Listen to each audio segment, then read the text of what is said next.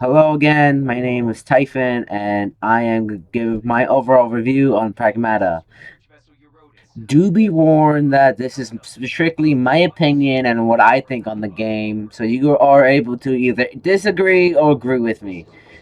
Nevertheless, this will contain spoilers, especially within the story, and even future gameplay content like mods that the game and bunch more that the game offers for you. Before we get into a deep dive of why I like this game so much, my overall opinion is holy shit, this game was great. Definitely great game. Also, I stream. If you want to see the full extended without any cuts and all of that, please consider dropping by. I will put it on the top left. As this plays, you will see why this completely changed my mind. Usually, wouldn't care for graphics or settings, or usually just go around quickly, just go point A to point B, without really sticking around admiring the amount of details they put into game. This has completely changed my mind with how the game looks, Talking about that 3D and printer. even sticking Sorry, around not to my hear thing. the dialogue Hey, Nikki, between fill us in. all of the characters, interacting the world around I'll leave the them study. and with themselves. I'm going on ahead. This has happened to me throughout the story with many amazing views that made me want to stick around and just admire the game.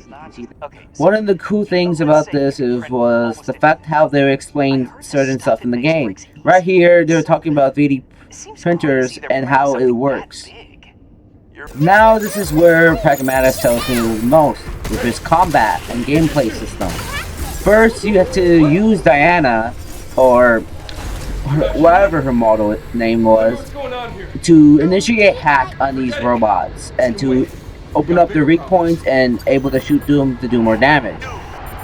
I am still waiting for someone to do this without using Diana.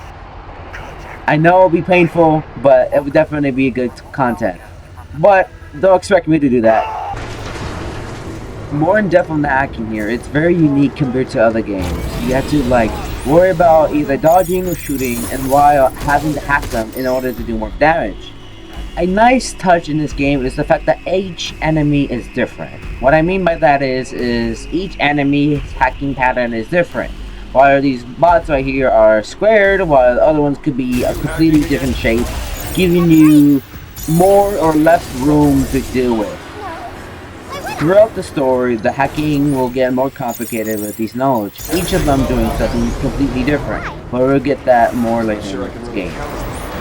At this point in the game, we are introduced to this little girl that has helped us when we first crashed down. Wait, I forgot to show that?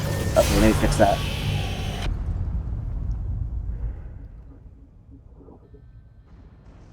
Moments later, after the fall, she comes to our aid and helps repairs our suit. Turns out that she is not a regular human girl. In fact, she is a android, or whatever you would like to call her. But she is the reason why we are able to hack these robots and able to defend ourselves. I went back to check what they're called again. They're called Pragmata, but I like to call them depression cures. In this scene, Hugh, the protagonist, decides to interact with the girl.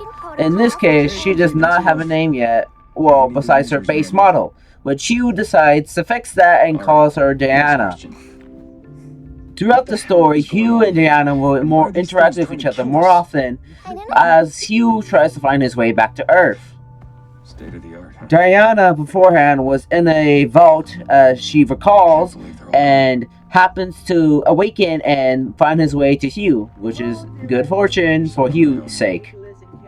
Alright, enough talking about the story so far. The reason why I'm bringing this up between them is because I really love the dynamic between these two characters. Initially, Hugh was here to fix a certain problem on a space station on the moon.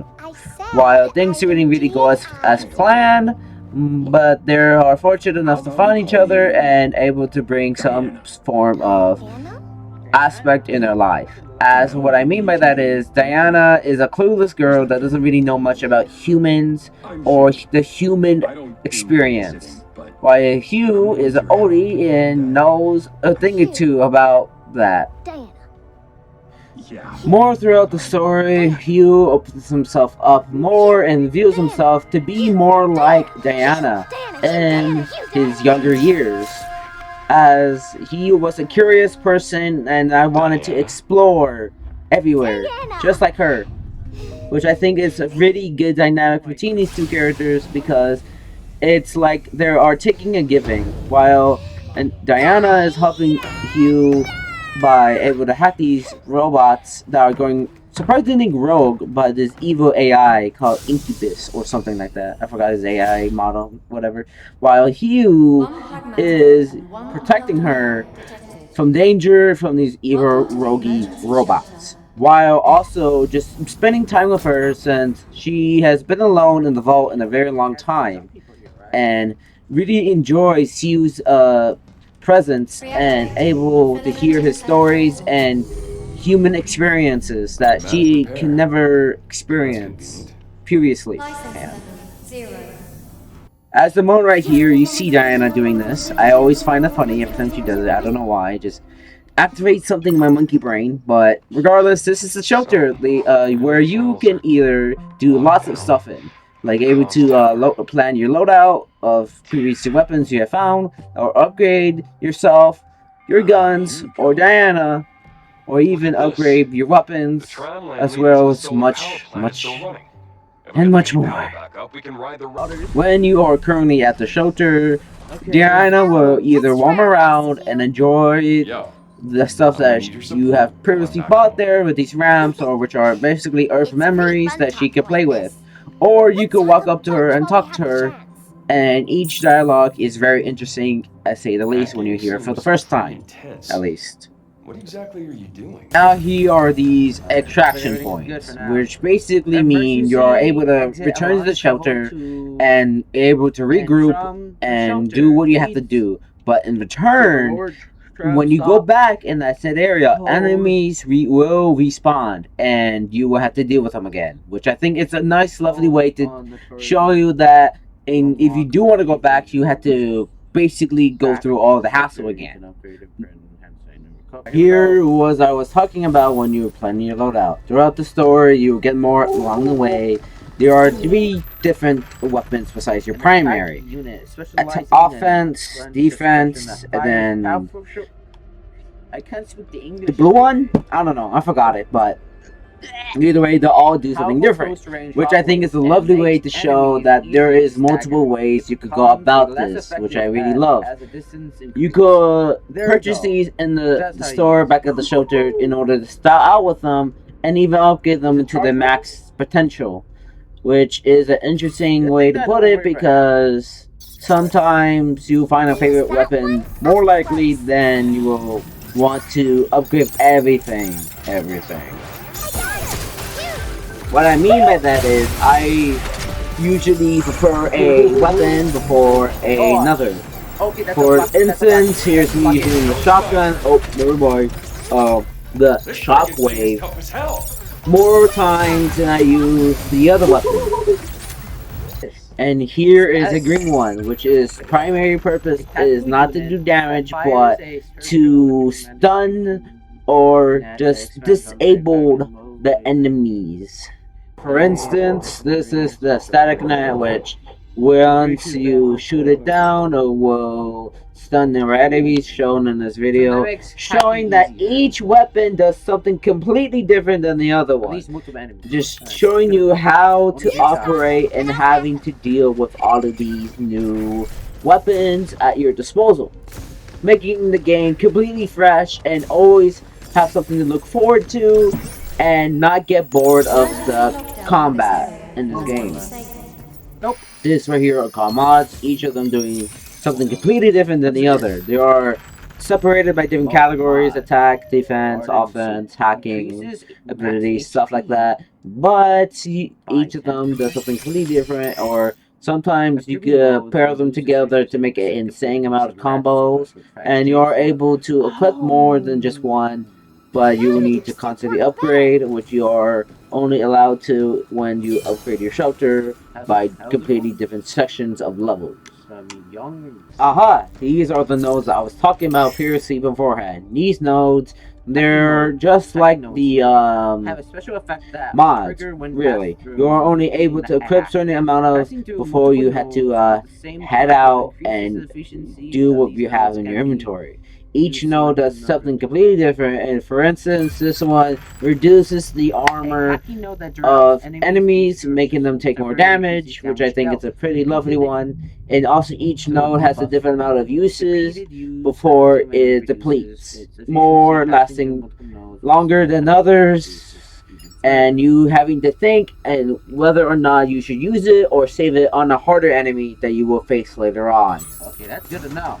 This right here is me giving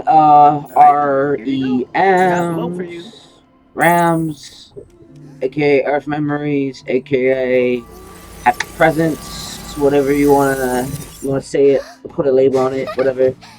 But or even a ring on it, maybe. But regardless, each time you give a present to Diana, you'll get these cabin coins. These cabin coins are used for a later out in the story, but that's not the important part. The important part is how Diana reacts to these Earth memory replicators, which spawn completely different items and showing completely different items that she is able to interact with, which I find it really cute every time I get an Earth memory and go back to the shelter and give it to her, and the way she gets so excited just to see something that we probably see every day in our lives, depending on what you do, but it's and just seeing her so excited just to see something so simple, and here she is just spinning it like a Beyblade.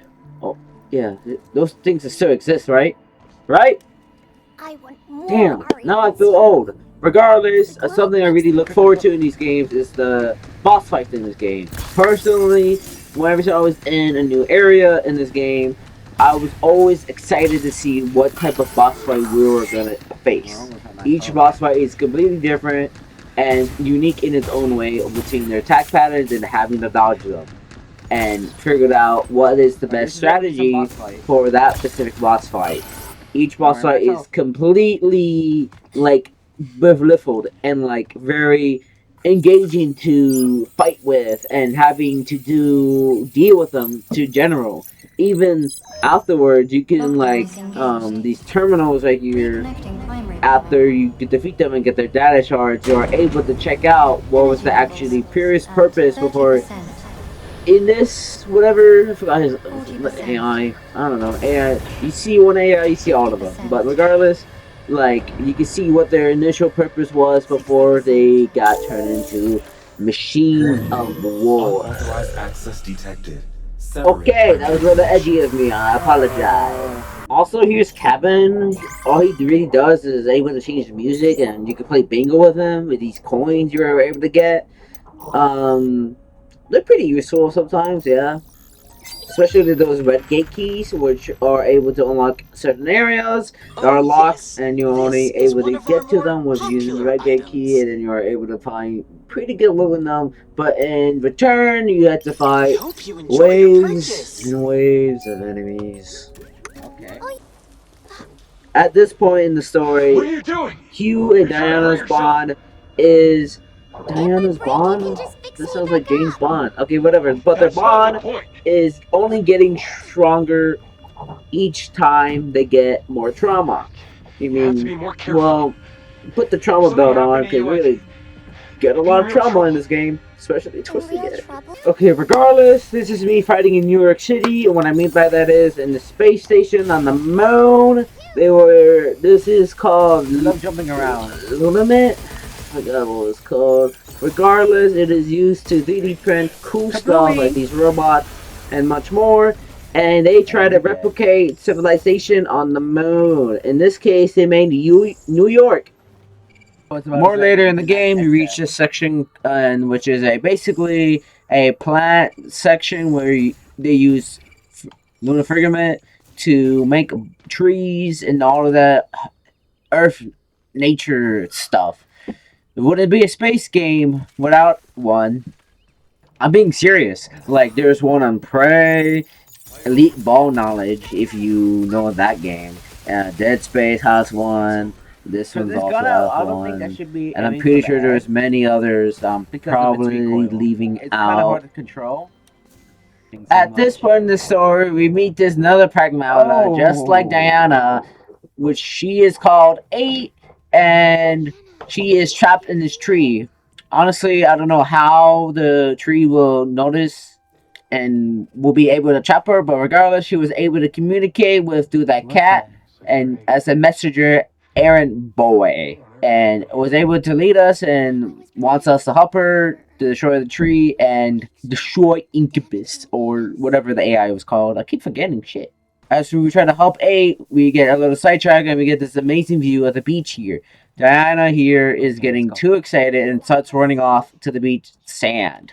Something I can't relate to because I hate the sand. Call me Anakin Skywalker because it gets everywhere. Regardless if you hate the beach or not, this is one of the another amazing views this game has to offer. Especially when Diana here never experienced anything like this, while Hugh has basically experienced it all to the point that he explored everything on Earth that ends up him wanting to be on space to explore something different. Because he has that wonder in him, I suppose. That's what you want to call it. Fast forward to the point that we free 8 from the tree. The reunion between Diana and A is short lived because Incubus, I keep saying Incubus. No, that's his name for now on. Incubus decides to lock down the thing to stop us from doing that. But luckily, A gives us the internet password to Incubus's network. At least that's what I like to call it. At least, but Diana copies and pastes it and uses it later on in the story.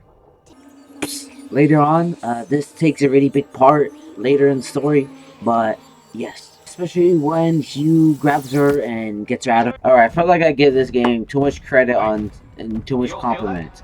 There is some flaws in this game, especially the beginning characters in this game, especially Hugh's crew members before everything went down. I felt like they have personally went out of the picture just like that.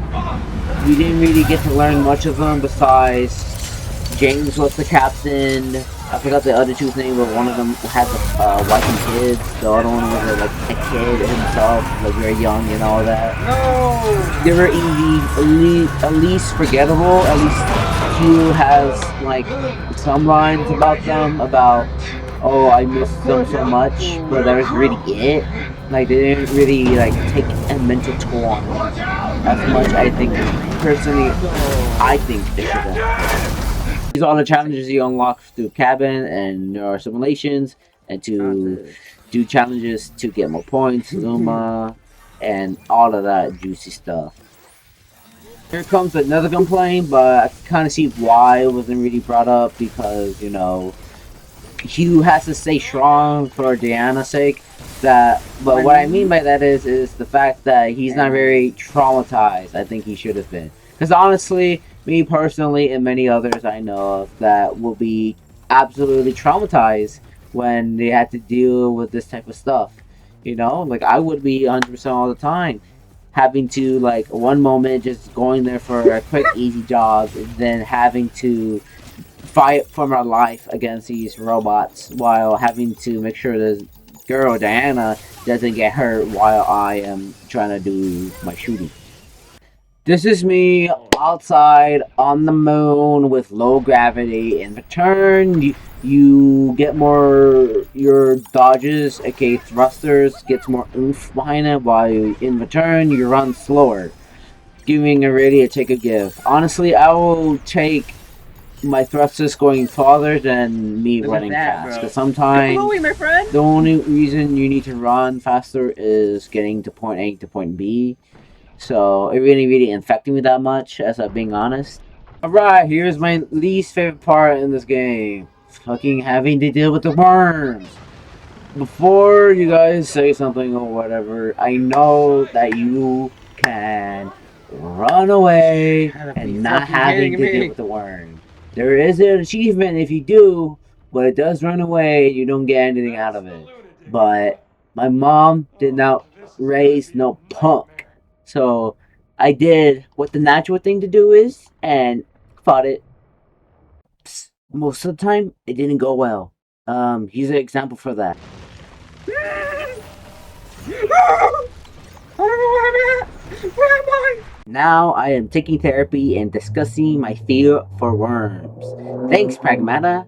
Jokes aside, these worms are tough to deal with. They have a hell of an amount of health. It's not very clear where to shoot them, at least for me. I may be blind though, but you lose all of your like stuff before you can do anything with them. But that didn't stop me though. I kept fighting and fighting and fighting until I got this.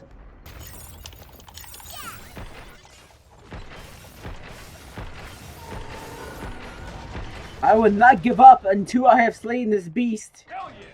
That'll teach it not to mess with us. That's right. He runs away and you get a achieve out of it. Yay! Thing. So I was happy that I was able to kill one of them in this boss fight before you were able to confront with Incubus. Once we defeat the worm, Diana here overfarms by stopping Incubus from hurting us, because as the gravity intensifies, she is able to save us, giving her massive overfarm moments right there, especially when she is screaming out of her lungs. I'm gonna die from all this G-force onto me.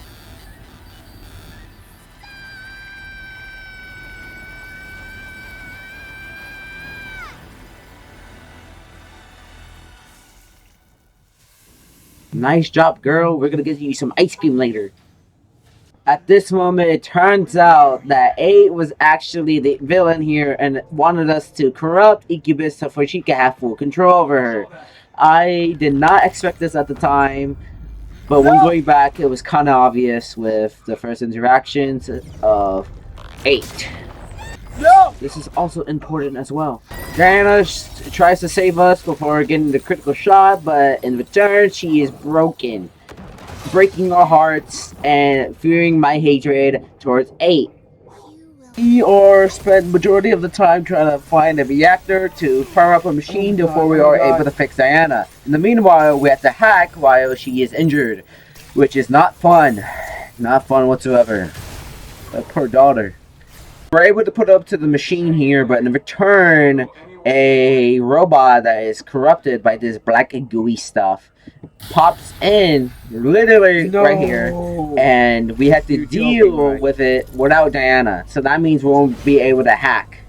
So basically, we are as we try to hold off of defending Diana while she is getting repaired. We are getting chucked out, not in a kinky way, you sick bastards.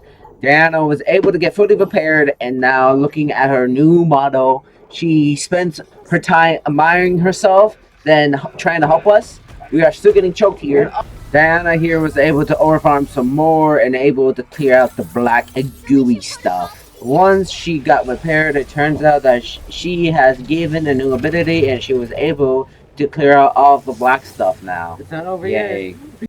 Yes, I know it's called Dead Literally. I pay attention sometimes, alright? Give me a break. It's going to unnecessary fights. We reached almost the end hall of this game, and we have to clear out this last wave before we are able to confront with 8 and stopping her from tripping all the dead ligament onto Earth, which will in return kill everybody because the doctor that made Pragmata lost her daughter due to something, and in return got rageful and programmed 8 to curse everyone.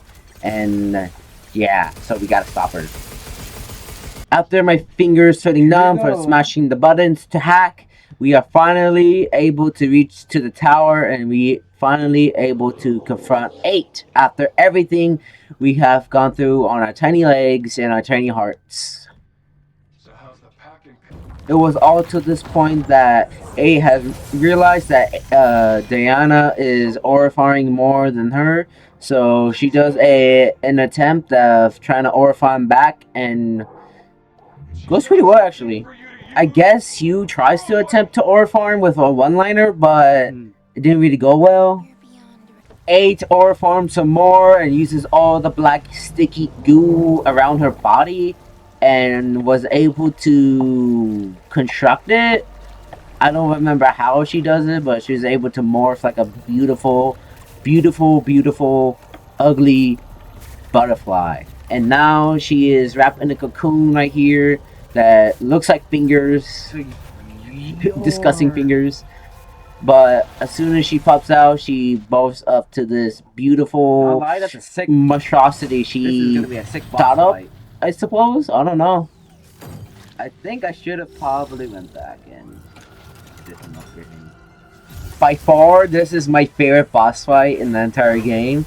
It was so, like, there was so much being thrown at you. As for me right now, I'm clearly dodging for my life right now. I am so glad I upgraded my thruster, so far I'm able to thrust more often. Not like that. I had to scrounge around the battlefield and see what I could pick up or what I couldn't and try to use them in my best advantage. But I was trying to dodge, but everything was in vain until I told her to download Twitter, X, and then she realized what was going on, and then she decided to accept her fate and died. After we reached to the elevator, this black goop monster decides to pop out of nowhere. I generally don't know where he came from, but it was realized that he was trying to reach the tower and he cannot be followed to Earth. So Hugh, with his genius big brain, finds out there's a big weapon on the ship and the carrier they're in, and decides to use it in their disposable. So in these long cutscenes of us, of just basically just doing nothing but quick time events, we're able to get this cool, awesome scene and Diana being absolutely the goat and saving us from getting turned into ground beef.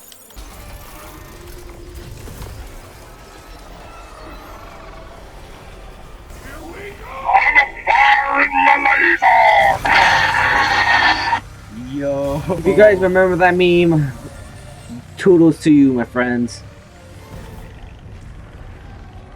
As we continue to walk, the Chipotle and the Taco Bell started to kicks in, and we started to get seriously injured and unable to walk. Takes us a moment to take a breather. As we reach there, it turns out there's only a cargo ship that is designed for small objects, so regardless, we are unable to do it. But we are only going to set Deanna there because I'm busy trying to find a toilet.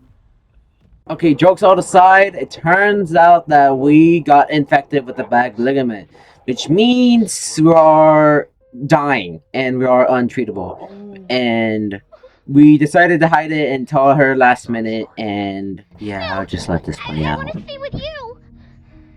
It's okay. You're gonna be okay. Oh no! It makes sense why he didn't show his face because, oh my goodness.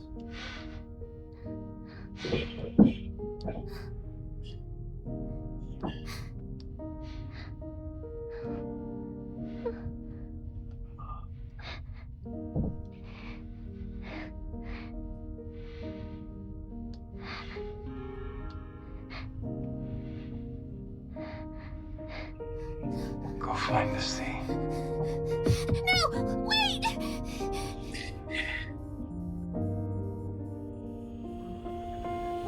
You got it. What the fuck? And the fact you can't even hear her, oh my. Have a safe journey, kiddo.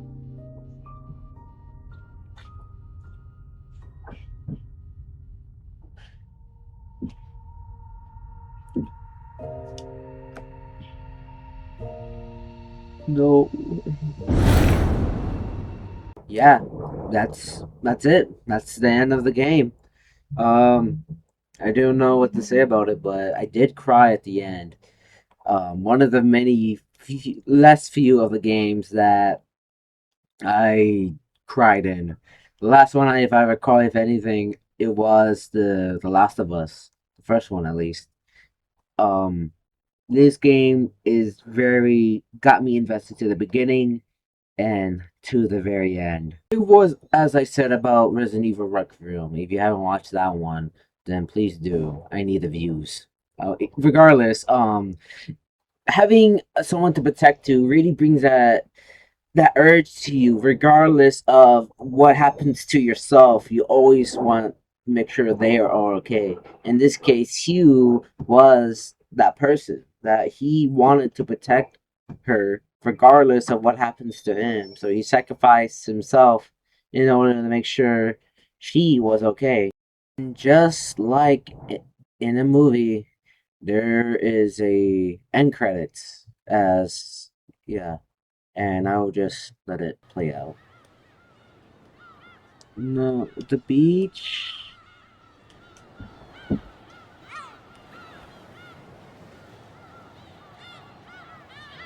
Is this where she landed, or yeah, it is.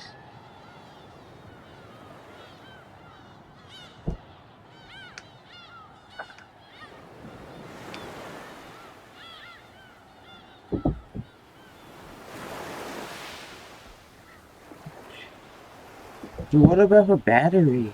No, because she said she gets charged from the floor.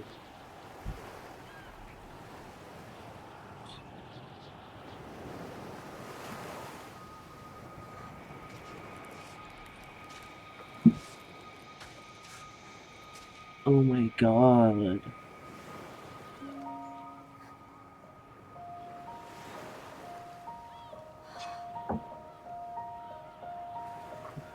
Look at her hair in the wind.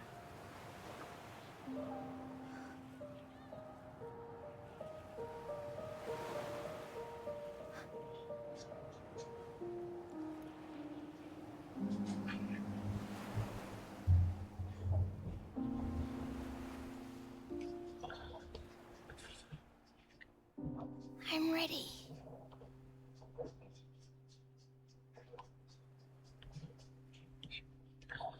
Come on. Who Hugh's final words was go find the sea, and the very first thing that Diana sees on Earth is the sea, which makes it all the 10 times more hurtful. And just like that, it ends like that, back at the main menu. And there is options for new game plus, along with no new items to choose from, making replayability there. I'm getting teary up just looking back on this. Damn. But regardless, it's a good game, and I don't know what you have to say about it, but I would definitely consider streaming a new playthrough on New Game Plus soon, because I just love the fact of how this game was crafted from the bottom and up, and how it was presented, and that game, this game, is priceless. So the question is, do I recommend this game? More so. There's not enough words to put that this game isn't just about just a click and shooter. It's an experience, a first experience. Even if you really know what's going to happen, it's different from watching it and then playing it. But I will give this game more than that 10 out of 10. If there was a higher thing above it, I would gladly choose that any other else. But that's the conclusion of this game so far, and I will catch you guys on the flip side.